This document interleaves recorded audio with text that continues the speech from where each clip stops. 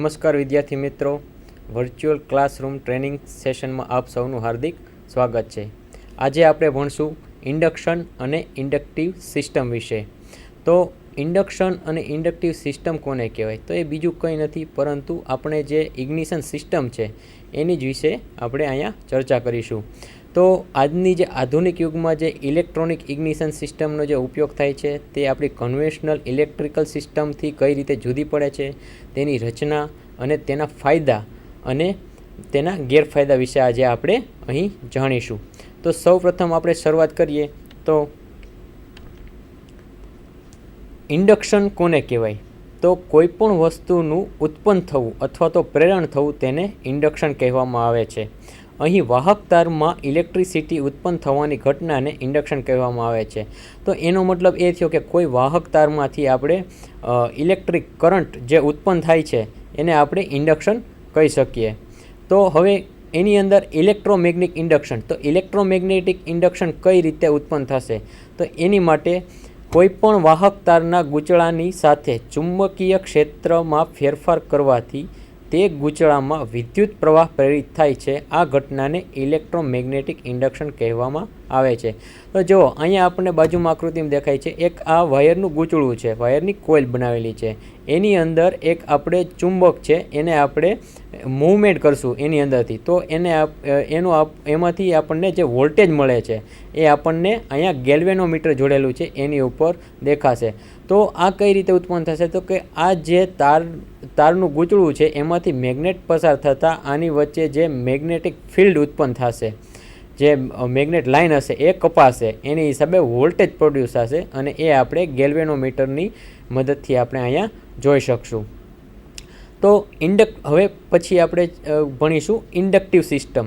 તો inductive system બીજું કાંઈ નથી, ફક્ત અને ફક્ત ઇગ્નિશન સિસ્ટમને આપણે ઇન્ડક્ટિવ સિસ્ટમ તરીકે પણ ઓળખી શકાય છે। તો અહીંયા આપણે 3 પ્રકારની ઇગ્નિશન સિસ્ટમનો ઉપયોગ થાય છે: magneto ignition system, battery ignition system અને electronic ignition system. Magneto ignition system અને battery ignition system contact breaker point પ્રકારની ઇલેક્ટ્રિક ઇગ્નિશન સિસ્ટમ સરળ હોવાથી ખૂબ જ સામાન્ય છે। તો જુઓ, હવે મેગ્નેટો ઇગ્નિશન સિસ્ટમ અને ઇલેક્ટ્રિકલ ઇગ્નિશન સિસ્ટમનો ઉપયોગ કરતા હોય તો એની અંદર આપણે કોન્ટેક્ટ બ્રેકર પોઈન્ટનો ઉપયોગ કરીએ છીએ પ્રાઇમરી સર્કિટને ઓફ કરવા અને ઓન કરવા માટે। તેમ છતાં તેની મર્યાદાઓ અને સર્વિસ મર્યાદાના કારણે તેનું સ્થાન ઇલેક્ટ્રોનિક ઇગ્નિશન સિસ્ટમે લીધેલ છે। હવે ઇલેક્ટ્રિકલ ઇગ્નિશન સિસ્ટમ છે એની અંદર આપણે મેન્ટેનન્સ કરવાની બહુ વધારે પડતી જરૂરિયાત છે। એની બદલીમાં આપણે ઇલેક્ટ્રોનિક ઇગ્નિશન સિસ્ટમનો જો ઉપયોગ કરીએ તો એટલું બધું મેન્ટેનન્સ કરવાની જરૂર રહેતી નથી। તો સૌપ્રથમ આપણે ઇલેક્ટ્રિકલ ઇગ્નિશન સિસ્ટમની વાત કરીએ તો એમાં કોન્ટેક્ટ બ્રેકર પોઈન્ટનો ઉપયોગ થાય છે।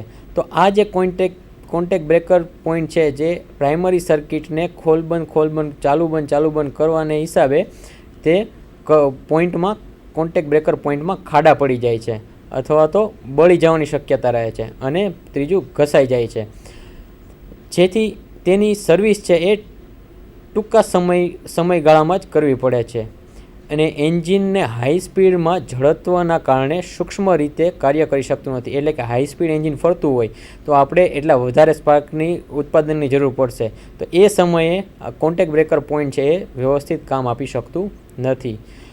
બીજું કે સીબી પોઈન્ટ એ મિકેનિકલ ડિવાઇસ છે, તો મિકેનિકલ ડિવાઇસ હોવાને કારણે તેને આપણે મિકેનિકલી ઓપરેટ કરીએ તો જ એની અંદરથી પાવર કટ અથવા તો ઓન થશે, ત્યાં સુધી એની અંદર કોઈ પણ જાતનું ચેન્જીસ થશે નહીં। એટલે મિકેનિકલ સ્પેર પાર્ટ હોવાથી એને ઓપરેટ કરવા માટે બીજા મિકેનિકલ પાર્ટ્સની જરૂર પડશે, તો સાથે સાથે એ પણ ઘસાઈ જશે।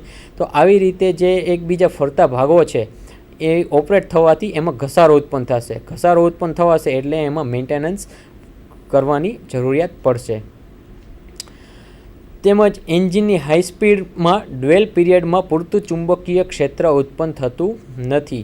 હવે ડ્વેલ પીરિયડ એટલે કે શું? જો એક વખત કોન્ટેક્ટ બ્રેકર પોઈન્ટને આપણે ઓપન કરી લીધો પછી જે કોન્ટેક્ટ બ્રેકર પોઈન્ટ જોડાય છે તો એ બે વચ્ચેના સમયગાળાને આપણે ડ્વેલ પીરિયડ કહેશું, કે જે ડ્વેલ પીરિયડ ઓછો પડે છે એટલે એની અંદર જે ચુંબકીય ક્ષેત્ર ઉત્પન્ન થવું જોઈએ પ્રાઇમરી કોઇલમાં એ વ્યવસ્થિત ઉત્પન્ન થઈ શકતું નથી।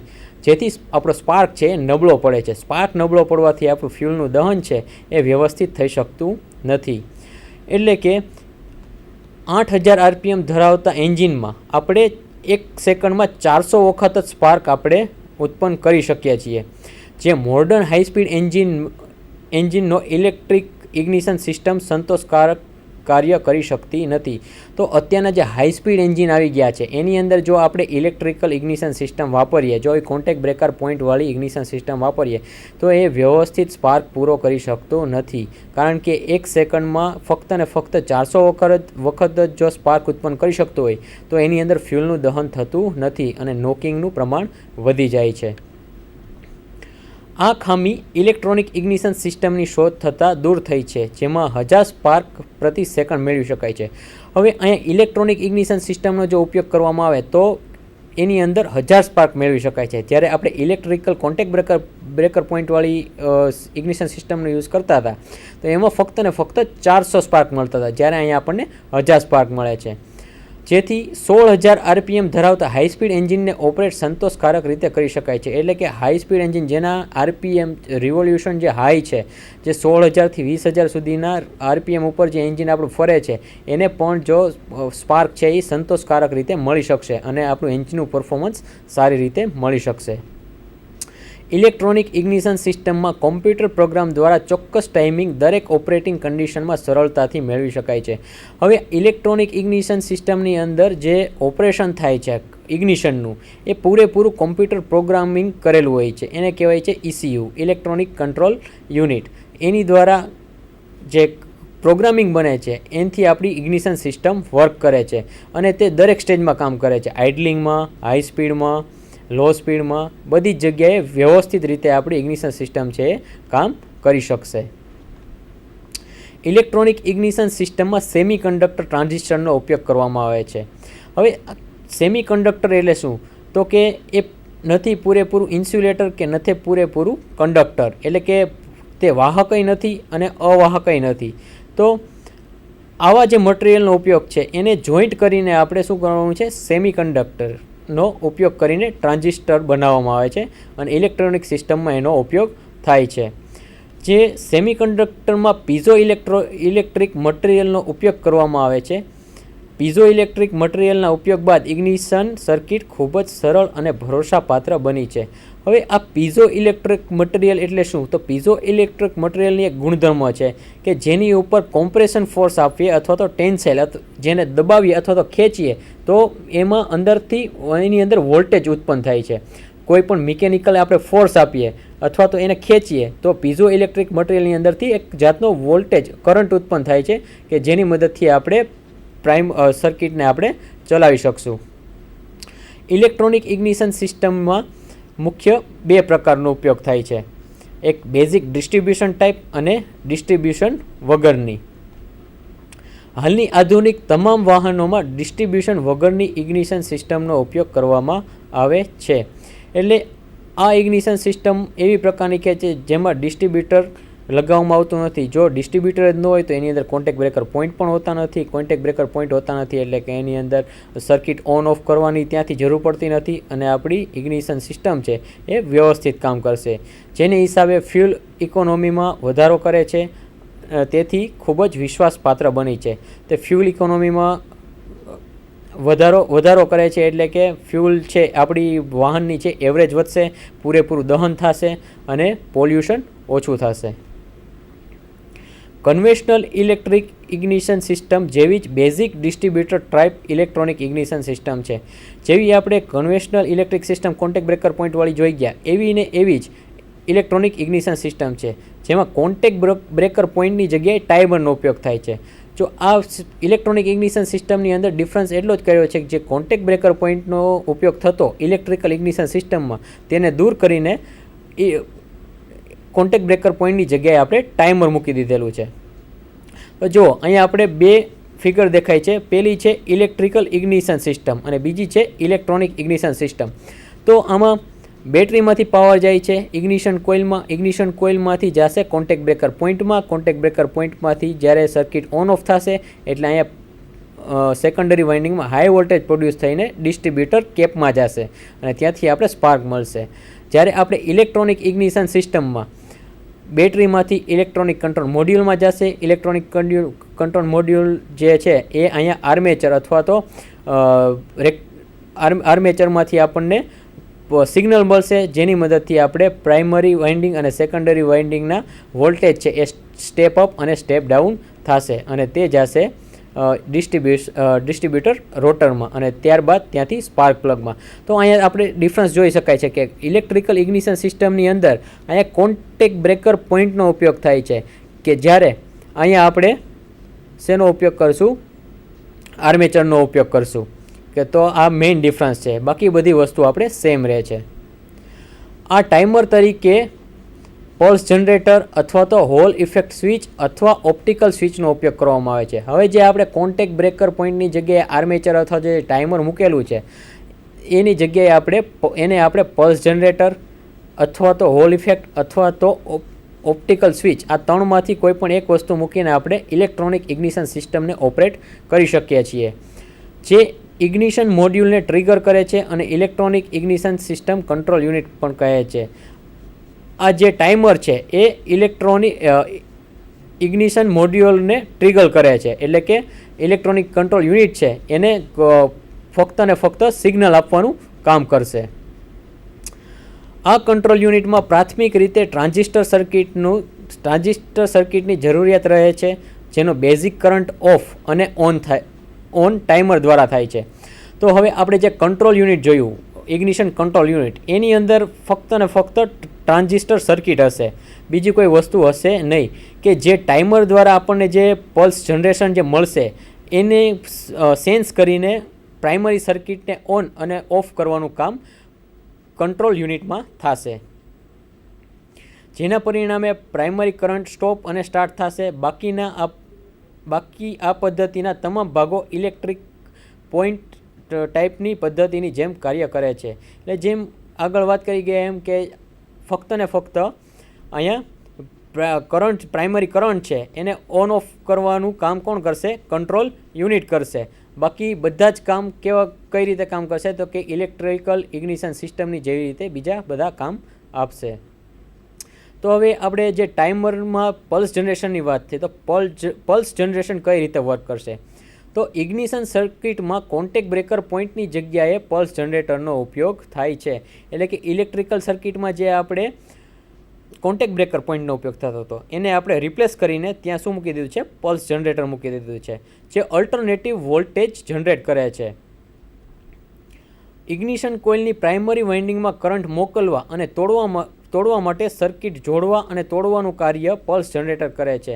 એટલે જેવી રીતે આપણે ઇલેક્ટ્રિકલ ઇગ્નિશન સિસ્ટમની અંદર ઇગ્નિશન કોઇલમાં પ્રાઇમરી સર્કિટને જોડવાનું અને તોડવાનું કામ કોન્ટેક્ટ બ્રેકર પોઈન્ટની મદદથી થતું હતું, જ્યારે ઇલેક્ટ્રોનિક ઇગ્નિશન સિસ્ટમની અંદર પ્રાઇમરી સર્કિટમાં પ્રાઇમરી કરંટને જોડવાનું અને તોડવાનું કામ પલ્સ જનરેટર દ્વારા થશે.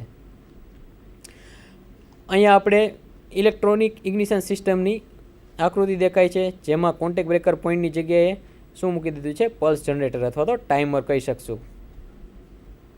હવે મેગ્નેટિક પલ્સ જનરેટરમાં આપણું જે પલ્સ જનરેટર છે એ કઈ રીતે કામ કરશે? તો એની અંદર સૌથી પહેલાં આપણે એના ભાગો સમજવા જરૂરી બને છે. તો એમાં મુખ્ય 3 ભાગ હોય છે: પરમેનન્ટ મેગ્નેટ, ટાઈમર કોઇલ અને રિલેક્ટર. તો અહીંયા આપણે જોઈ શકાય છે, આ છે પરમેનન્ટ મેગ્નેટ છે, આ બીજું છે એ ટાઈમર કોઇલ છે અને ત્રીજું છે એ રિલેક્ટર છે. આ ત્રણમાંથી 2 ભાગ સ્ટેશનરી અને 1 ભાગ મૂવેબલ હોય છે. રિલેક્ટર, પરમેનન્ટ મેગ્નેટ અને ટાઈમર કોઇલ, આમાંથી 2 સ્ટેશનરી હશે અને 1 મૂવેબલ હોય છે. આ રિલેક્ટરને ટાઈમર કોઇલ અથવા આર્મેચરના નામે ઓળખાય છે. આ રિલેક્ટરને આપણે આર્મેચર પણ કહી શકીએ અથવા તો ટાઈમર કોર પણ કહી શકીએ, જે દાંતાવાળા વ્હીલના આકારનું હોય છે અને ડિસ્ટ્રીબ્યુશન શાફ્ટ ઉપર લાગે છે. તો જો આ જે આર્મેચર છે એ ક્યાં લાગેલું હશે? આપણે ડિસ્ટ્રીબ્યુટરની શાફ્ટ ઉપર લાગેલું હશે અને એના કિનારીઓ ઉપર ટીથ આપેલા હશે. તો આ જે ટીથ છે એ સિલિન્ડરની સંખ્યા પ્રમાણેના હશે. જેટલા સિલિન્ડરનું એન્જિન હશે એટલા સિલિન્ડરનું આપણને અહીંયા ટીથ આપણને વ્હીલ ઉપર દેખાશે. Permanent magnet pole plate armature wheel ટીથથી નજીક રહે તે રીતે પરમેનન્ટ મેગ્નેટ પોલ પ્લેટ લગાવવામાં આવે છે. તો જો આ પરમેનન્ટ મેગ્નેટ છે એ આ પોલ ટીથથી જેટલું નજીક રહે એવી રીતે ફિક્સ કરી દેવામાં આવે છે, જેથી રિલેક્ટર ટીથ, ટાઈમર કોઇલ તેમજ રિલેક્ટર ટીથ અને મેગ્નેટ વચ્ચે એર ગેપ રહે, જે રિલેક્ટન્સમાં ઘટાડો કરે છે. હવે અહીંયા આપણે પરમેનન્ટ મેગ્નેટ આપેલું છે અને અહીંયા આપણને ટાઈમર કોઇલ આપેલી છે. તો આ રિલેક્ટર જે છે એ રિલેક્ટર, પરમેનન્ટ મેગ્નેટ અને ટાઈમર કોઇલ એવી રીતે એરેન્જમેન્ટથી ફિક્સ કરવામાં આવે છે કે જેની વચ્ચે ફક્ત ને ફક્ત થોડોક અમથો એર ગેપ રહે, કે જેની મદદથી આપણે ઓછામાં ઓછો રિલેક્ટન્સ ઉત્પન્ન થઈ શકે. આથી ટાઈમર કોઇલમાં મજબૂત ચુંબકીય અસર ઉત્પન્ન થાય છે, જે ટાઈમર કોઇલ દ્વારા પ્રાઇમરી કોઇલમાં નિયંત્રિત કરંટ પસાર થવાની પરવાનગી આપે છે. જો હવે આ ટાઈમર કોઇલ જે છે રિલેક્ટર, મેગ્નેટ અને ટાઈમર કોઇલમાં વચ્ચે ફક્ત ને ફક્ત જો એર ગેપ હશે તો અહીંથી આપણે જે ECU દ્વારા સિગ્નલ મળે છે તો અહીંયા આપણે હાઈ મેગ્નેટિક ફિલ્ડ ઉત્પન્ન થશે કે જે એને કરંટને પાસ થવા દેવાની પરવાનગી આપશે. એટલે કે જ્યારે રિલેક્ટર ટૂથ ટાઈમર કોઇલથી દૂર થાય છે ત્યારે એર ગેપમાં વધારો થતાં ઉચ્ચ રિલેક્ટન્સ બને છે. હવે આપણે જોઈ ગયા કે રિલેક્ટન્સ ક્યારે ઉત્પન્ન થાય, રિલેક્ટન્સમાં ઘટાડો ક્યારે થાય, તો કે આ ટાઈમર કોઇલ છે એ રિલેક્ટરથી વચ્ચે એર ગેપ જો ઓછો હોય, બરાબર, તો રિલેક્ટન્સ ઓછો મળશે. પરંતુ રિલેક્ટર જે છે એ ટાઈમર કોઇલથી અને પરમેનન્ટ મેગ્નેટથી દૂર જશે, એટલે કે એની વચ્ચે એર ગેપ વધશે, એટલે એના રિલેક્ટન્સમાં વધારો થશે. પરિણામે આ રિલેક્ટન્સમાં જો વધારો થાય તો ટાઈમર કોઇલમાં નબળું મેગ્નેટિક ફિલ્ડ ઉત્પન્ન થશે. એટલે કે જે આપણા ટીથ છે, આ જે રિલેક્ટરના ટીથ છે એ જો અહીંયા વચ્ચે વહી આવશે તો આની વચ્ચે નબળું મેગ્નેટિક ફિલ્ડ ઉત્પન્ન થશે અને ઇન્ડ્યુસ વોલ્ટેજને રિવર્સ કરશે. એટલે કે એની અંદર જે વોલ્ટેજ ઉત્પન્ન થયા હતા એને ફરીથી રિવર્સ કરશે અથવા તો ઓછા કરશે અને બેઝ કરંટને ટર્ન ઓફ કરશે.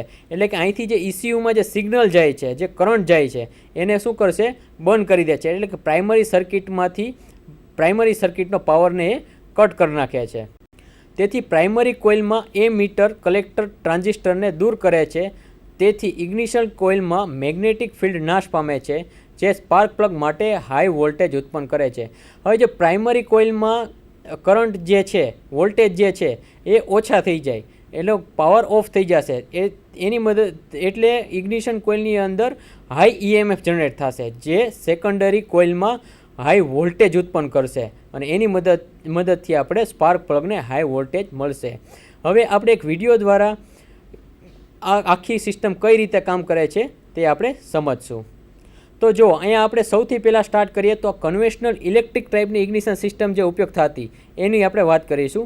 તો એની અંદર સૌથી પહેલાં આપણે બેટરી જે છે એનો પાવર સપ્લાય આપણે ઇગ્નિશન સ્વિચમાં જશે. ઇગ્નિશન સ્વિચની મદદથી 12 વોલ્ટનો જે પાવર મળે છે એ ઇગ્નિશન કોઇલની અંદર જાય છે, કે જે ઇગ્નિશન કોઇલનો પાવર વધતા ક્યાં જશે, કોન્ટેક્ટ બ્રેકર પોઈન્ટની અંદર. તો એ કોન્ટેક્ટ બ્રેકર પોઈન્ટ છે એ શું કરશે, પ્રાઇમરી સર્કિટને જોડવાનું અને તોડવાનું કામ કરશે. અને કોન્ટેક્ટ બ્રેકર પોઈન્ટને મુવમેન્ટ શેનથી મળશે, તો કે એને મુવમેન્ટ મળશે ડિસ્ટ્રીબ્યુટરની શાફ્ટ દ્વારા. ડિસ્ટ્રીબ્યુટરની શાફ્ટ ઉપર એક રોટર લગાવેલું હશે કે જે રોટર ફરશે એની હિસાબે કોન્ટેક્ટ બ્રેકર પોઈન્ટ છે એ ખુલશે અને ફરીથી બંધ થશે. જ્યારે કોન્ટેક્ટ બ્રેકર પોઈન્ટ બંધ હશે ત્યારે બેટરીનો જે 12 વોલ્ટનો પાવર ઇગ્નિશન કોઇલની અંદર આવતો હતો તે contact breaker point through base કરંટની અંદર અર્થિંગ થઈ જશે અને પ્રાઇમરી સર્કિટને પૂર્ણ કરશે. જ્યારે કોન્ટેક્ટ બ્રેકર પોઈન્ટનો પાવર જ્યારે કોન્ટેક્ટ બ્રેકર પોઈન્ટ જ્યારે ખુલશે ત્યારે પ્રાઇમરી સર્કિટનો કરંટ ઓફ થાય છે. એટલે કે પ્રાઇમરી સર્કિટનો કરંટ ઓફ થવાને કારણે આપણને ઇગ્નિશન કોઇલની અંદર હાઈ EMF મળશે.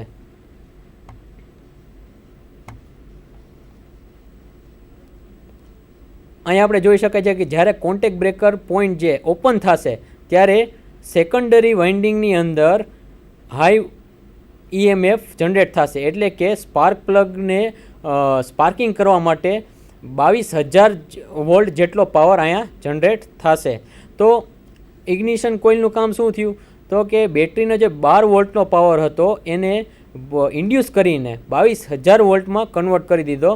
અને એ કોની મદદથી? તો કોન્ટેક્ટ બ્રેકર પોઈન્ટની મદદથી. તો આ કોન્ટેક્ટ બ્રેકર પોઈન્ટની મદદથી જે ઉત્પન્ન થયેલો 22,000નો હાઈ વોલ્ટેજનો પાવર જે છે એ ક્યાં જશે? ડિસ્ટ્રીબ્યુટર રોટરમાં. ડિસ્ટ્રીબ્યુટર રોટર જે છે એ 4 સ્પાર્ક પ્લગના ટર્મિનલ સાથે કનેક્ટ થશે અને એની વચ્ચે એર ગેપ રહેશે. જો આ એર ગેપ થવાના કારણે જે રોટરમાં જે હાઈ વોલ્ટેજ જે આવેલા છે એ એર ગેપને કારણે શું થશે? જમ્પ મારશે અને જમ્પ મારીને ક્યાં સુધી પહોંચશે? તો કે સ્પાર્ક પ્લગ સુધી.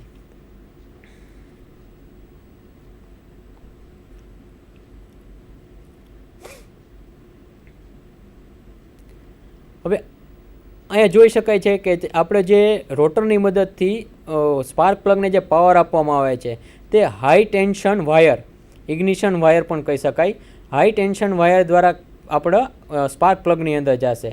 હવે સ્પાર્ક પ્લગની અંદર મેઇન 2 ઇલેક્ટ્રોડ હોય, એક સેન્ટર ઇલેક્ટ્રોડ હશે અને બીજું ગ્રાઉન્ડ ઇલેક્ટ્રોડ હશે અને વચ્ચે ઇન્સ્યુલેટર રાખેલું હશે.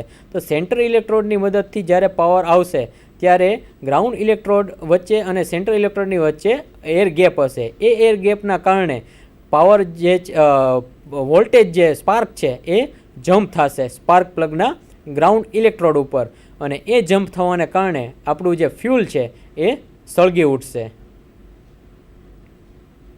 તો આ રીતે આપણી conventional electric ignition system work કરે છે.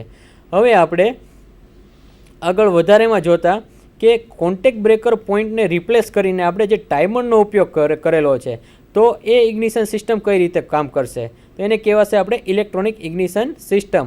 તો જો અહીંયા આપણે કોન્ટેક્ટ બ્રેકર પોઈન્ટને બદલીને ત્યાં આર્મેચર અથવા તો ટાઈમર મૂકી દીધું અને આપણે ઇગ્નિશન કંટ્રોલ મોડ્યુલ મૂકી દીધેલું છે. ઇગ્નિશન કંટ્રોલ મોડ્યુલને આપણે ઇલેક્ટ્રોનિક કંટ્રોલ મોડ્યુલ પણ કહી શકાય. હવે આર્મેચર છે એ ફક્ત ને ફક્ત કંટ્રોલ મોડ્યુલને સિગ્નલ આપવાનું કામ કરશે, બાકી કોઈ જાતનું કામ કરતું નથી. હવે જ્યારે આપણે બેટરીનો પાવર જે છે ઇગ્નિશન સ્વિચ દ્વારા શરૂ કરશું ત્યારે તે પાવર છે ઇગ્નિશન કોઇલની પ્રાઇમરી સર્કિટમાં જશે. હવે પ્રાઇમરી સર્કિટ ક્યારે કામ કરશે? તો આર્મેચર જે છે આપણું આર્મેચર અથવા તો રિલેક્ટર, એ રિલેક્ટર જે છે એ આપણા આપણે આગળ જોઈ ગયા એવી રીતે જે ટીથ છે એ બેઝ પરમેનન્ટ મેગ્નેટ અને કોઇલની સામે આવશે અથવા તો એને પિકઅપ કોઇલ પણ કહી શકાય. તેની સામે આવે ત્યારે તે સિગ્નલ જનરેટ કરે છે અને ઇલેક્ટ્રોનિક કંટ્રોલ મોડ્યુલને સિગ્નલ આપે છે. તો ટીથ છે જ્યારે સામે આવશે ત્યારે પ્રાઇમરી સર્કિટનો કરંટ ઓફ થાય છે અને જ્યારે ટીથ છે એ દૂર થાય છે ત્યારે પ્રાઇમરી સર્કિટનો કરંટ ઓન થાય છે. તો આ જે ઓફ થવાની ઘટના છે અને ઓન થવાની ઘટના છે, જ્યારે પ્રાઇમરી સર્કિટનો કરંટ ઓફ થશે, ઓફ કેની મદદથી થશે? ઇલેક્ટ્રોનિક કંટ્રોલ ઇગ્નિશન મોડ્યુલની મદદથી. તો એ ઓફ કરશે એટલે સેકન્ડરી વાઇન્ડિંગમાં હાઈ EMF જનરેટ થશે. આ હાઈ EMF જનરેટ થવાના કારણે 12 વોલ્ટનો કરંટ છે એ 50,000 વોલ્ટના કરંટમાં રૂપાંતરિત થશે અને આ 50,000 વોલ્ટનો જે કરંટ છે એ ડિસ્ટ્રીબ્યુટર રોટરમાં જશે. હવે ડિસ્ટ્રીબ્યુટર રોટર છે એ દરેક સ્પાર્ક પ્લગને સ્પાર્કનું ડિસ્ટ્રીબ્યુશન કરવાનું કામ કરશે. એટલે કે જેમ જેમ ડિસ્ટ્રીબ્યુટર રોટર ફરતું જશે એમ આપણો સ્પાર્ક છે એ એર ગેપના કારણે જમ્પ થશે અને ક્યાં સુધી પહોંચશે? HT કેબલ થ્રુ આપણા સ્પાર્ક સુધી પહોંચશે.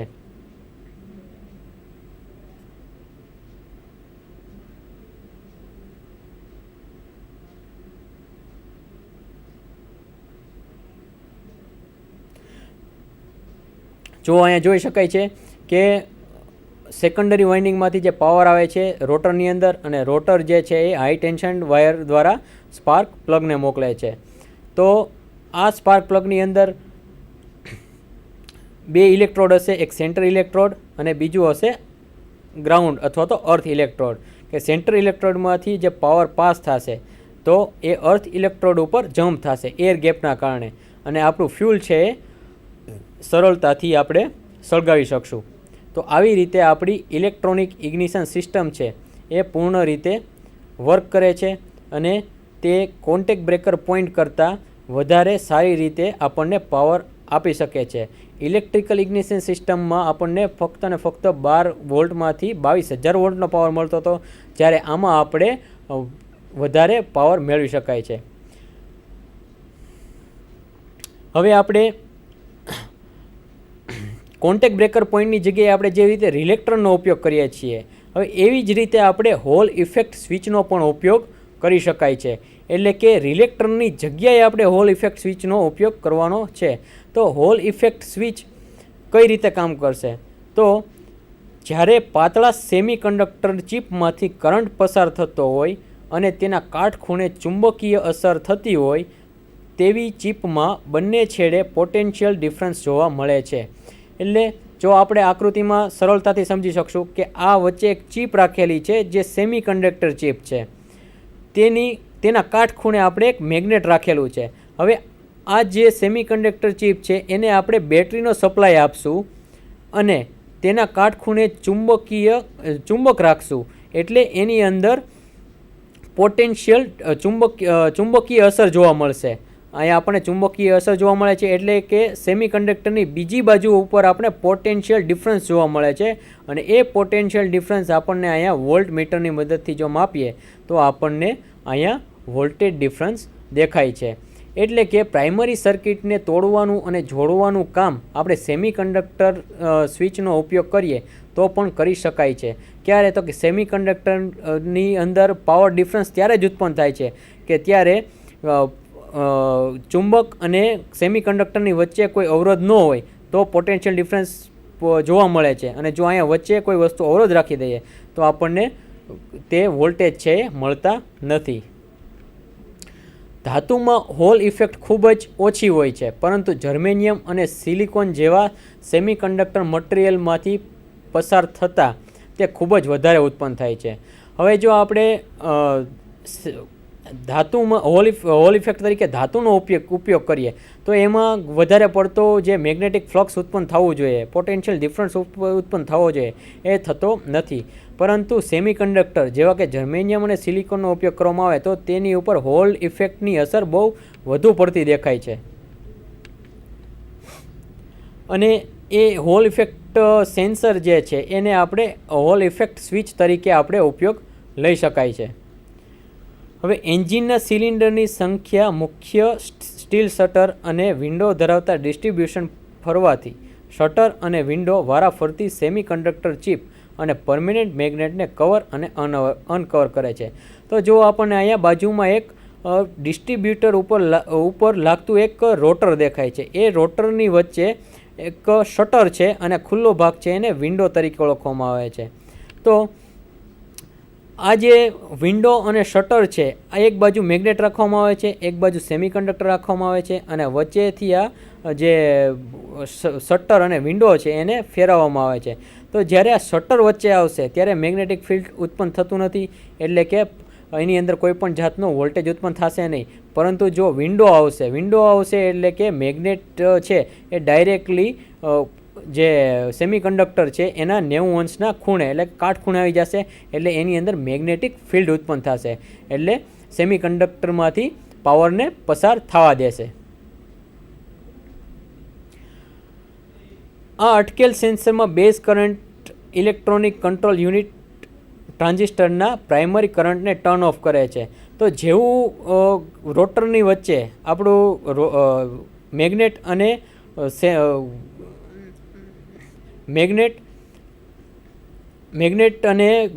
સેન્સરની વચ્ચે આપણું આ રોટર આવી જશે, એટલે એ પ્રાઇમરી સર્કિટનો જે બેઝ કરંટ છે એને ઓફ કરી નાખશે, એટલે કે પ્રાઇમરી સર્કિટ ઇગ્નિશન કોઇલની જે પ્રાઇમરી સર્કિટ છે એને કટ કરી નાખશે, જે ટાઈમર સ્વિચની જેમ જ કામ કરે છે. ટાઈમર સ્વિચમાં શું થતું હતું? તો એ સિગ્નલ આપતું હતું જેથી પ્રાઇમરી સર્કિટ આપણી ઓફ થતી હતી, ફરીથી સિગ્નલ દૂર થતું હતું, તે પ્રાઇમરી સર્કિટ ઓન થતી હતી.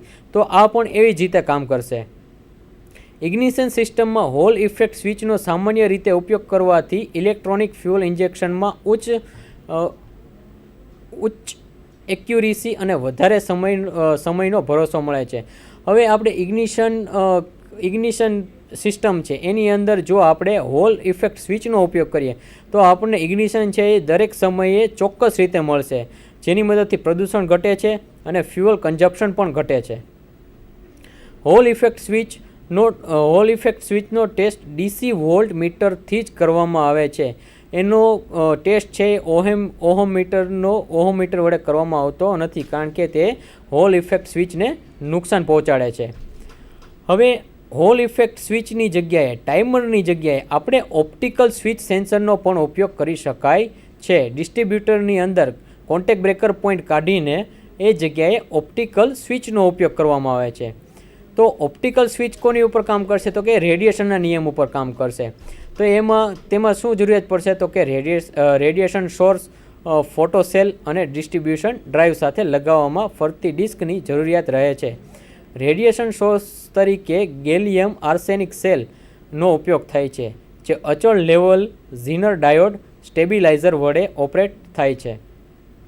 હવે જો અહીંયા ડિસ્ટ્રીબ્યુશનનું રોટર દેખાય છે. એક બાજુ રેડિયેશન સોર્સ છે અને એક બાજુ રેડિયેશનને એબ્ઝોર્બ કરવા માટે ગેલેનિયમ આર્સેનિક ઇન્ફ્રારેડના કિરણો પૂરા પાડે છે. રેડિયેશન સોર્સ અને ડિસ્કની નીચે જ્યાં ફોટો ડાયોડ રહે છે, અહીંયા નીચેના ભાગમાં ફોટો ડાયોડ રાખેલો હોય છે. એટલે કે જે એલઈડીના જે ફોટોન, જે ઇલેક્ટ્રિક સોર્સ જે છે, જે લાઇટ છે, એ આ ફોટોન ઉપર પડશે ત્યારે જ આપણું પ્રાઇમરી સર્કિટ ઓન થશે. પરંતુ આ શટર જે છે એ આની વચ્ચે આવી જશે, એટલે આપણે પ્રાઇમરી સર્કિટ છે એનો કરંટ છે ટર્ન ઓફ થઈ જશે. એટલે કે પ્રાઇમરી સર્કિટના જે વોલ્ટેજ છે કટ થવાથી તેમાંથી કોઈ પણ જાતનો વોલ્ટેજ પસાર થશે નહીં. જ્યારે એન્જિન ચાલે છે અથવા તો ક્રેન્ક કરવામાં આવે છે ત્યારે ફોટો સેલ ઉપર પડતા રેડિયેશન કિરણો સ્લિટના કારણે એક સરખા સમયાંતરે અવરોધરૂપ બને છે. જેમ આપણે આગળ વાત કરી ગયા કે વચ્ચે સ્લિટ રાખવામાં આવેલી હોય છે, એની કારણે રેડિયેશનના જે ફોટોન છે એને કાપવાનું કામ કોણ કરશે? સ્લિટ કરશે અને અવરોધ ઉત્પન્ન કરશે, જેના કારણે બેઝ કરંટ અટકે છે અને પ્રાઇમરી કરંટ પણ અટકે છે. જ્યારે સ્લિટ રેડિયેશનને ફોટો ડાયોડ ઉપર પસાર થવા દે છે ત્યારે બેઝ કરંટ ઓન થાય છે અને પ્રાઇમરી કરંટ સર્કિટનું ટ્રિગરિંગ થાય છે. એટલે કે જ્યારે બેઝ કરંટમાં જે ફોટોન જે સોર્સ રાખેલો છે એ અને એલઈડી જે ફોટોન જે લાઇટ પ્રોડ્યુસ કરે છે, બે સામે આવી જશે ત્યારે ફરીથી આપણે પ્રાઇમરી સર્કિટ છે એ ઓન થઈ જશે અને વોલ્ટેજને ફરીથી આગળ ચાલવા દેશે. હવે જેવી રીતે આપણે કન્વેન્શનલ ઇગ્નિશન સિસ્ટમમાં આપણે ઇગ્નિશન એડવાન્સની જરૂર પડતી હતી, એવી જ રીતે આની અંદર પણ આપણે ઇગ્નિશન એડવાન્સની જરૂર પડશે, કે જે સેન્ટ્રીફ્યુગલ અને વેક્યુમ એડવાન્સ મિકેનિઝમ દ્વારા મળશે. કમ્પ્યુટર કંટ્રોલ એડવાન્સ મિકેનિઝમનો ઉપયોગ નીચે જણાવેલા ફાયદાને લીધે ઇલેક્ટ્રોનિક સિસ્ટમમાં વધારે થાય છે. તો હવે ઇલેક્ટ્રોનિક્સ ઇગ્નિશન સિસ્ટમનો ઉપયોગ શું કામ કરવો તે આપણે અહીંયા જોશું. ઇગ્નિશન ટાઈમિંગ વધારે ચોકસાઈ એડજસ્ટ કરી શકાય છે. આપણે કોન્ટેક્ટ બ્રેકર પોઈન્ટનો જો ઇગ્નિશન સિસ્ટમ ઉપયોગ કરતા હોઈએ તો આપણને એટલું ટાઈમિંગથી, એક્યુરેસીથી આપણને ઇગ્નિશન મળતું નથી, એટલું ટાઈમિંગથી આપણને સ્પાર્ક મળતો નથી. જ્યારે ઇલેક્ટ્રોનિક ઇગ્નિશન સિસ્ટમની મદદથી આપણે ઇગ્નિશન સિસ્ટમનું કામ કરતા હોઈએ તો આપણને ચોકસાઈપૂર્વક આપણને સ્પાર્ક મળી રહે છે. બીજું એક પ્રદૂષણ નિયંત્રણ એવરેજ આપે છે, કે એટલે પૂરેપૂરું જે ફ્યુલ છે એનું વ્યવસ્થિત દહન થશે, પ્રદૂષણ અટકશે, ફ્યુલને લીધે સારી એવરેજ આપશે, એન્જિનમાં નોકિંગ ઘટશે, સ્ટાર્ટિંગ અને આઇડલિંગ કંટ્રોલ સારું મળશે. તો આમાં આપણે કોઈપણ સમયે ઇગ્નિશન ટાઈમિંગ ચેન્જ કરી શકતા હોવાથી આપણને આ બધા ફાયદા મળી રહેશે. કુલન્ટ ટેમ્પરેચર, વાતાવરણની હવાનું તાપમાન જેવા બીજા કંટ્રોલ ઇનપુટ કંટ્રોલ તરીકેનો ઉપયોગ કરી શકાય છે. હવે જો ઇનપુટ જે કંટ્રોલર યુનિટ છે એની મદદથી આપણે કુલન્ટ ટેમ્પરેચર, ઓઇલ પ્રેશર કે જેવા બીજા ફરતા ભાગો છે એની ઉપર આપણે કંટ્રોલ મેળવી શકાય છે. અને જે ફરતા ભાગો ઓછા હોવાથી એની ઉપર ઘસારો ઓછો પડે છે, અને આ ઘસારો ઓછો પડવાથી આપણે મેન્ટેનન્સ કોસ્ટ છે એ ઓછી થશે. હવે આપણે ડિસ્ટ્રીબ્યુટર ટાઈપ ઇલેક્ટ્રોનિક ઇગ્નિશન સિસ્ટમની વાત આપણે જોઈ લીધી. હવે આપણે વાત કરીશું ડિસ્ટ્રીબ્યુટર લેસ ઇગ્નિશન સિસ્ટમ. તો 1980ના મધ્ય ભાગમાં આ પ્રકારની ઇલેક્ટ્રોનિક ઇગ્નિશન સિસ્ટમની શોધ થઈ હતી. આ પ્રકારમાં ડિસ્ટ્રીબ્યુટર હોતું નથી. તો જો આપણે જોઈ શકાય છે સિસ્ટમમાં આપણે ડિસ્ટ્રીબ્યુટરને દૂર કરી દીધું, એટલે મેઇન ફાયદો તો એ થશે કે ડિસ્ટ્રીબ્યુટર જ નથી તો એની અંદર રોટર પણ નથી હોવાનું. રોટર નથી તો તેની સામે સ્પાર્ક પ્લગ ઉપર જે સ્પાર્ક પ્લગ લાગેલા હોય છે, ટર્મિનલ લાગેલા હોય છે, એ પણ નહીં લાગેલા હોય. કોન્ટેક્ટ બ્રેકર પોઈન્ટ હોય છે ઇલેક્ટ્રિકલ ઇગ્નિશન સિસ્ટમની અંદર, એ પણ નહીં હોય. પછી આપણે ટાઈમરનો ઉપયોગ કરીએ છીએ, એ ટાઈમર પણ નહીં હોય. એનો મતલબ કે આમાં કોઈ પણ જાતના મિકેનિકલ પાર્ટ્સનો ઉપયોગ થતો નથી. એટલા માટે આની ઉપર ઘસારો ઓછો લાગે છે. એ મેઇન બેનિફિટ છે, એટલે કે આપણું મેન્ટેનન્સ કોસ્ટ ઘટશે. તેથી ફક્ત સ્પાર્ક પ્લગ બદલવા પૂરતું જ મેન્ટેનન્સ જરૂરી બને છે. હવે આ બધા ફરતા ભાગોનું મેન્ટેનન્સ આપણે નીકળી જાય છે, એટલે ફક્ત ને ફક્ત આપણે સ્પાર્ક પ્લગ પૂરતું જ મેન્ટેનન્સ કરવાનું રહેશે. જુદા જુદા સિલિન્ડરોમાં સ્પાર્કનું ડિસ્ટ્રીબ્યુશન ફાયરિંગ ઓર્ડર મુજબ નિયંત્રિત કરવાનું કાર્ય ઇલેક્ટ્રોનિક કંટ્રોલ યુનિટ અથવા તો વાહનમાં વપરાતું કોમ્પ્યુટર કરે છે. હવે આપણે આ જગ્યાએ ડિસ્ટ્રીબ્યુટર નથી એટલે આપણે સ્પાર્ક કરવાની જરૂરિયાત ઊભી થશે. તો એ કોણ કામ કરશે? તો કે ઇલેક્ટ્રોનિક કંટ્રોલ યુનિટ છે એ જ સ્પાર્ક પ્લગને સ્પાર્ક આપવાનું કામ કરશે અને સ્પાર્ક સિલિન્ડરની અંદર સ્પાર્ક ઉત્પન્ન કરશે. એટલે કે બધા સિલિન્ડરો માટે એક ઇગ્નિશન કોઇલની જગ્યાએ દરેક સિલિન્ડર અથવા 2 સિલિન્ડર માટે એક કોઇલ આપવામાં આવેલી હોય છે. હવે જો આપણે કન્વેન્શનલ ઇગ્નિશન સિસ્ટમની અંદર વાત કરી ગયા, ત્યાં આપણે સ્પાર્ક ઉત્પન્ન કરવા માટે એક ઇગ્નિશન કોઇલનો ઉપયોગ કરતા હતા. જ્યારે આમાં બધા સિલિન્ડર માટે આપણે એક ઇગ્નિશન કોઇલનો ઉપયોગ કરશું અથવા તો 2 સિલિન્ડર વચ્ચે એક ઇગ્નિશન કોઇલનો ઉપયોગ કરશું. સિલિન્ડરોની સંખ્યા કરતાં અડધી સંખ્યામાં ઇગ્નિશન કોઇલનો ઉપયોગ કરવામાં આવે છે, જેમાં વેસ્ટ સ્પાર્ક પ્લગ મેથડનો ઉપયોગ કરવામાં આવે છે. આ પદ્ધતિનું કાર્ય સમજવા માટે 4 સ્ટ્રોક સાયકલની પ્રણાલી આપણે જાણવી જરૂરી છે. તો જો હવે અહીંયા જોઈ શકાય છે કે આપણને એક જ કોઇલ દ્વારા 2 સ્પાર્ક પ્લગને સ્પાર્કને ઓપરેટ કરવામાં આવે છે. તો આપણે 4 સ્ટ્રોકની અંદર કઈ રીતે હોય છે? તો 4 સ્ટ્રોક હોય છે: સક્શન, કમ્પ્રેશન, પાવર અને એક્ઝોસ્ટ. કે જેમાં કમ્પ્રેશન અને પાવર સ્ટ્રોક દરમિયાન બંને વાલ્વ બંધ રહે છે, એટલે કે ઇનલેટ વાલ્વ અને એક્ઝોસ્ટ વાલ્વ એ બંને બંધ રહે છે. જ્યારે ઇનલેટ અને એક્ઝોસ્ટ સ્ટ્રોક દરમિયાન વાલ્વ ખુલ્લા રહે છે. ઇનલેટ સ્ટ્રોક એટલે કે સક્શન સ્ટ્રોક અને એક્ઝોસ્ટ સ્ટ્રોક એટલે એક્ઝોસ્ટ સ્ટ્રોકમાં ઇનલેટ વાલ્વ અને એક્ઝોસ્ટ વાલ્વ બંને ખુલ્લા હોય છે. એટલે કે એક્ઝોસ્ટ સ્ટ્રોક દરમિયાન જો સ્પાર્ક થાય તો એન્જિનમાં કોઈ અસર થતી નથી, કારણ કે તેમાં ફક્ત બળેલો ગેસ જ હોય છે. જ્યારે કમ્પ્રેશન સ્ટ્રોકના અંતે સ્પાર્ક થશે તો કોમ્પ્રેસ ચાર્જ સળગશે. જો કમ્પ્રેશન ઓછું અને એક્ઝોસ્ટ ગેસમાં સ્પાર્કનો વ્યય થશે તો સિલિન્ડરમાં સ્પાર્ક પ્લગમાં સ્પાર્ક ઉત્પન્ન કરવા માટે 3 કિલોવોટનો પાવરનો વોલ્ટેજની જરૂરિયાત રહેશે. એટલે કે જો એક્ઝોસ્ટ સ્ટ્રોક હાલતો હશે ત્યારે કોમ્પ્રેશન ઓછું હશે. તો કોમ્પ્રેશન ઓછું હોય તો એની અંદર આપણે જો સ્પાર્ક કરવો હોય તો આપણે ફક્ત ને ફક્ત 3 કિલોવોટના પ્રેશરની મદદથી આપણે સ્પાર્કને આસાનીથી મેળવી શકશું. જો કોમ્પ્રેશન સિલિન્ડરમાં સ્પાર્ક ઉદ્ભવે છે તેનાથી ઘણો ઓછો હોય છે. આ સ્પાર્કનો વ્યય કોમ્પ્રેશન શક્તિને અસરકારક સ્પાર્ક મળશે નહીં. હવે જો આપણે જનરલી કોમ્પ્રેશન સ્ટ્રોક બાર પાવર સ્ટ્રોક આવતો હોય છે, તો પાવર સ્ટ્રોક પહેલાં આપણે સ્પાર્ક આપવાની જરૂર પડે છે. તો ત્યાં 40 કિલોવોટ જેટલો પાવરની જરૂર પડે છે. જ્યારે અહીંયા એક્ઝોસ્ટ સ્ટ્રોક દરમિયાન જે આપણે સ્પાર્ક પ્લગમાં જે પાવર થાય છે એ ફક્ત ને ફક્ત 3 કિલોવોટનો પાવર જે છે એ ત્યાં વ્યય થાય છે. એટલે કે એટલો બધો પાવરનો વ્યય થતો નથી કે જે આપણી ઇગ્નિશન સિસ્ટમને નુકસાન પહોંચાડે અને એન્જિનના બીજા ભાગોમાં પણ કોઈ જાતનું અસર થતું નથી કે જેથી આપણે આસાનીથી એક જ સ્ટ્રોક દરમિયાન આપણને 2 વખત સ્પાર્ક મળી રહે છે.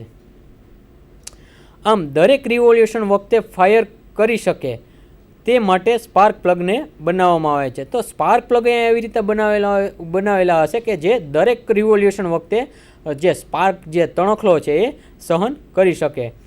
તે એક સિલિન્ડરમાં ચાર્જને ઇગ્નાઇટ કરે છે અને બીજા સિલિન્ડરમાં કોઈ પણ જાતનો પાવર મળતો નથી. એટલે કે પાવર સ્ટ્રોકમાં ચાર્જને ઇગ્નાઇટ કરે છે અને સામે ચોથા સિલિન્ડરમાં જે એક્ઝોસ્ટ સ્ટ્રોક ચાલતો હશે ત્યાં તણખલો કરે છે, સ્પાર્ક કરે છે, પણ ત્યાં કોઈ પણ જાતનો પાવર મળતો નથી. તો 2 સિલિન્ડર વચ્ચે એક ઇગ્નિશન કોઇલ આપેલી હોય છે. જો આ બંને સ્પાર્ક પ્લગ છે એની માટે એક ઇગ્નિશન કોઇલ આપેલી હોય છે. આપણે 4 સિલિન્ડરની એન્જિનમાં ફાયરિંગ ઓર્ડર હોય છે 1, 3, 4, 2. એટલે કે પહેલા સિલિન્ડરમાં ફાયરિંગ થશે, પાવર સ્ટ્રોક થશે, પછી ત્રીજા સિલિન્ડરમાં, એની પછી ચોથા સિલિન્ડરમાં અને પછી બીજા સિલિન્ડરમાં. જેમાં 1 અને 4 નંબરના સિલિન્ડરની જોડીમાં અને 3 અને 2 નંબરના સિલિન્ડરને જોડીમાં હોય છે. તો જો અહીંયા આપણે જોઈ શકાય છે કે સિલિન્ડર 1 અને સિલિન્ડર 4ને એક કોઇલની મદદથી જોડવામાં આવે છે, જ્યારે સિલિન્ડર 3, 2 અને સિલિન્ડર 3ને આપણે બીજી કોઇલની મદદથી જોડવામાં આવે છે. એટલે કે 4 સિલિન્ડર ઉપર 2 કોઇલનો ઉપયોગ કરીને આપણે સ્પાર્ક પ્લગને સ્પાર્ક આપી શકાય છે. જ્યારે 6 સિલિન્ડરના એન્જિનનો ફાયરિંગ ઓર્ડર હોય છે 15, 36, 24, જેમાં પહેલા અને ચોથામાં સાથે થાય છે, 5મા અને બીજાને સાથે જોડી શકાય છે અને 6ઠા અને ત્રીજા સિલિન્ડરની જોડીઓ સાથે જોડીને 3 ઇગ્નિશન કોઇલનો ઉપયોગ કરીને આપણે આની અંદર સ્પાર્ક મેળવી શકીએ છીએ. દરેક ઇગ્નિશન કોઇલ એક ટ્રાન્સફોર્મર હોય છે. કોઇલ સુધી યોગ્ય સમયે કરંટ ટ્રિગર કરવા માટે ક્રેન્ક શાફ્ટ ઉપર હોલ ઇફેક્ટ સેન્સરનો ઉપયોગ કરવામાં આવે છે. હવે આ જે કરંટ જે છે એ આપણે ઇગ્નિશન કમ્બસ્ટનની અંદર કરંટ ઉત્પન્ન તો થાય છે, પરંતુ એને ચોક્કસ ટાઈમિંગ દરમિયાન સ્પાર્ક કઈ રીતે ઉત્પન્ન કરવો એ માટે ચોક્કસ સિસ્ટમનો ઉપયોગ થાય છે કે જે ક્રેન્ક શાફ્ટ ઉપર અને કેમ શાફ્ટ ઉપર હોલ ઇફેક્ટ સેન્સર લાગેલું હોય છે. જે હોલ ઇફેક્ટ સેન્સર જે છે એ પિસ્ટન જે TDC ઉપર આવે એને સેન્સ કરે છે અને એને ઇલેક્ટ્રોનિક કંટ્રોલ મોડ્યુલ સુધી એનું સિગ્નલ પહોંચાડે છે કે ત્યાર પછી ઇલેક્ટ્રોનિક કંટ્રોલ મોડ્યુલ છે એ બેટરીનો 12 વોલ્ટનો પાવર જે છે એ ઇગ્નિશન કંટ્રોલ મોડ્યુલની અંદર આવવા દેશે અને ત્યાંથી આપણને પૂરો સ્પાર્ક મળશે. ડિસ્ટ્રીબ્યુટર વગરની ઇગ્નિશન માટે મોડ્યુલરનો ઉપયોગ કરવામાં આવે છે. એ પ્રકારનો હોય છે કે જે ક્રેન્ક શાફ્ટ કેમ શાફ્ટના સેન્સરનો અહીંથી ઇનપુટ સિગ્નલ મળે છે, જ્યારે બેટરીનો પાવર અને અન્ય બીજા સેન્સર જે હોય છે એનો પણ ઇનપુટ પાવર મળે છે અને આપણું ઇલેક્ટ્રોનિક ઇગ્નિશન સિસ્ટમ વર્ક કરી શકે છે. તો જો અહીંયા આપણને 2 સેન્સર દેખાય છે, એક કેમશાફ્ટ સેન્સર, એક ક્રેન્કશાફ્ટ સેન્સર. એ 2 સેન્સરમાંથી આપણને પાવર મળે છે PCMમાં, એટલે કે પાવર કંટ્રોલ મોડ્યુલ, અને બીજું છે ઇલેક્ટ્રોનિક કંટ્રોલ મોડ્યુલ કે જે 2 સિગ્નલની આપલે કરીને ઇગ્નિશન કોઇલ સુધી તેને પ્રાઇમરી સર્કિટમાં પાવર પહોંચાડશે અને ત્યાં EMF ઇન્ડ્યુસ થશે અને આપણને હાઈ વોલ્ટેજનો પાવર અહીંયા મળે છે. ટ્રાન્ઝિસ્ટર કંટ્રોલ મોડ્યુલમાં પ્રાઇમરી વોલ્ટેજને નિયંત્રિત થાય ડ્યુઅલ ટાઈમરનો ઉપયોગ પણ કંટ્રોલ મોડ્યુલર દ્વારા નિયંત્રિત કરવામાં આવે છે. તો આ જે બધું નિયંત્રણ છે કંટ્રોલ મોડ્યુલરની અંદર જ થશે કે જે પ્રાઇમરી કરંટ જે છે એને જોડશે અને તોડવાનું કામ કંટ્રોલ યુનિટની અંદર જ થશે. તો હવે આ ઇગ્નિશન લેસ ઇલેક્ટ્રોનિક ઇગ્નિશન સિસ્ટમને આપણે સમજવા માટે એક આપણે વિડીયો જોશું. જો અહીંયા આપણને એક વિડીયો દ્વારા દેખાય છે કે જેમાં ક્રેન્કશાફ્ટ સાથે એક સેન્સર જોડેલું છે, કેમશાફ્ટ સાથે એક સેન્સર જોડેલું છે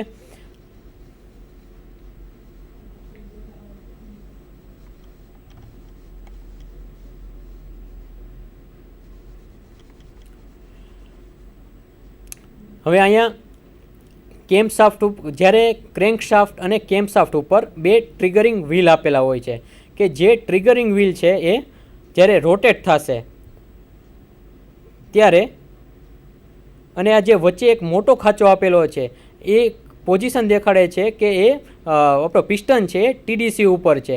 એટલે એ જ્યારે મોટો ખાંચો સેન્સર ઉપર આવશે ત્યારે એ સેન્સર સેન્સ કરીને ઇગ્નિશન કંટ્રોલ મોડ્યુલમાં સિગ્નલ મોકલશે કે ક્યારે સ્પાર્ક કરવાની જરૂરિયાત છે. તો સેન્સરની અંદર મેગ્નેટિક ફિલ્ડ ઉત્પન્ન થાય છે. એ મેગ્નેટિક ફિલ્ડ જે ઉત્પન્ન થાય છે એ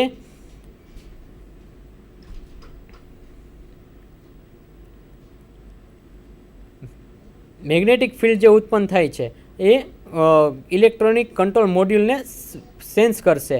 અને સાથે સાથે જે કેમ્પશાફ્ટ ઉપર પણ સેન્સર આપેલું છે એ પણ ક્રેન્કશાફ્ટ સેન્સરની જેવું જ કામ કરશે કે જે બંને હોલ્ડ ઇફેક્ટ સેન્સર તરીકે પણ ઓળખવામાં આવે છે. તે ઇગ્નિશન કંટ્રોલ મોડ્યુલને એટલે કે ICMને પાવર આપે છે.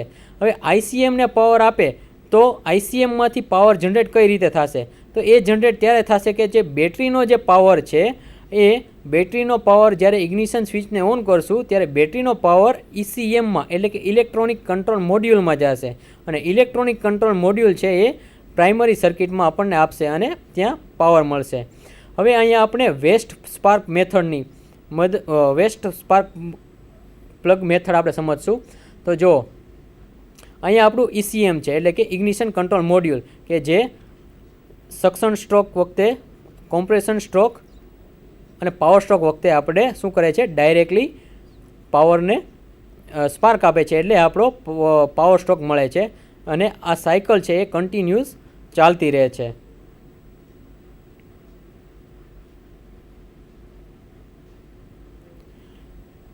જો અહીંયા જોઈ શકાય છે કે બેટરીમાંથી જે પાવર આવે છે ઇગ્નિશન સ્વિચમાં, ત્યાંથી ઇલેક્ટ્રોનિક કંટ્રોલ મોડ્યુલમાં, ઇલેક્ટ્રોનિક કંટ્રોલ મોડ્યુલ એ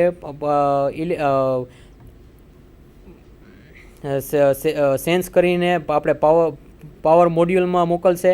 અને ક્રેન્કશાફ્ટ મોડ્યુલ છે, સેન્સર છે એ પણ મોડ્યુલની અંદર સિગ્નલ મોકલશે. જ્યારે ક્રેન્કશાફ્ટ જે છે એ હાઈ સ્પીડ ઉપર અથવા તો TDC ઉપર આવશે પિસ્ટન, ત્યારે એની અંદર સ્પાર્ક થશે. તો અહીંયા આપણે જોઈ શકાય છે કે બે પ્રકારની કોઇલનો ઉપયોગ થાય છે. એક જે કોઇલ છે એની મદદથી આપણે 4 સિલિન્ડરની અંદર પાવર આપી શકીએ છીએ, જ્યારે બીજાની અંદર આપણે બે કોઇલનો ઉપયોગ કરીએ છીએ.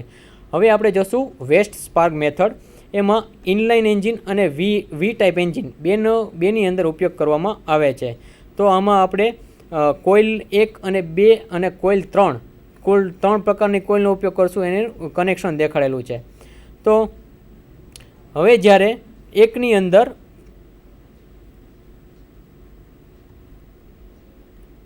જ્યારે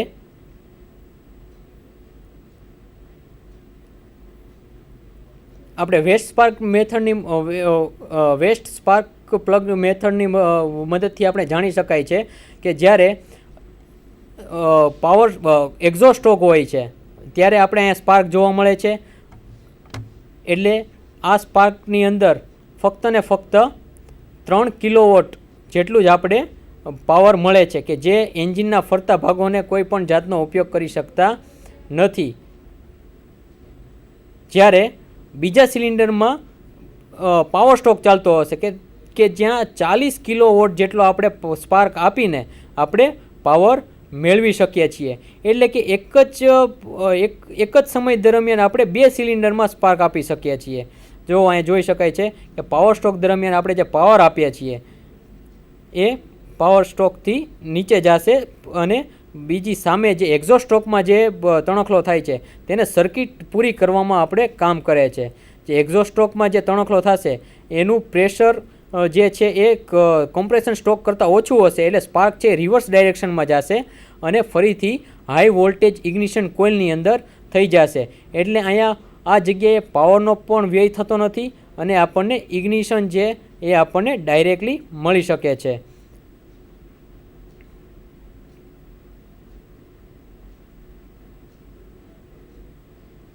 આવી રીતે કન્ટિન્યુઅસ સાયકલ ચાલવાથી આપણે ઇલેક્ટ્રોનિક ઇગ્નિશન સિસ્ટમ ડિસ્ટ્રીબ્યુટર લેસવાળી આપણે મેળવી શકાય છે.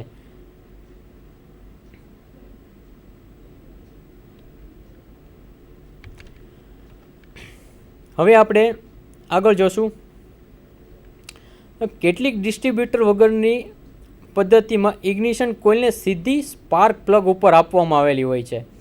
એટલે કે અહીંયા આપણે ઇગ્નિશન કોઇલનો જે ઉપયોગ કરતા હતા કે જેની મદદથી હાઈ ટેન્શન વાયરને જોડીને આપણે સ્પાર્ક પ્લગને જોડતા હતા, પરંતુ એ કાઢીને ડાયરેક્ટ આપણે સ્પાર્ક પ્લગની ઉપર જ આપણે કોઇલને આપી દીધી છે.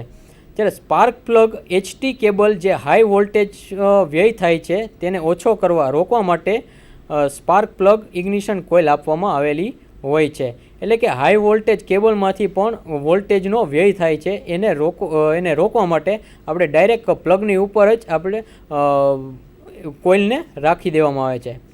પ્રાઇમરી વાઇન્ડિંગમાં ઓછો ઇન્ડક્ટન્સ માટે સમય વધે છે, જેથી પ્લગના ઇલેક્ટ્રોડમાં ખૂબ જ હાઈ વોલ્ટેજ અને હાઈ એનર્જી સ્પાર્ક ઉત્પન્ન થાય છે. હવે સ્પાર્ક પ્લગની ઉપર જ ડાયરેક્ટ કોઇલ રાખી દેવામાં આવે તો સ્પાર્ક પ્લગ ઉપર આપણે હાઈ વોલ્ટેજનો પાવર ઉત્પન્ન કરી શકાય છે.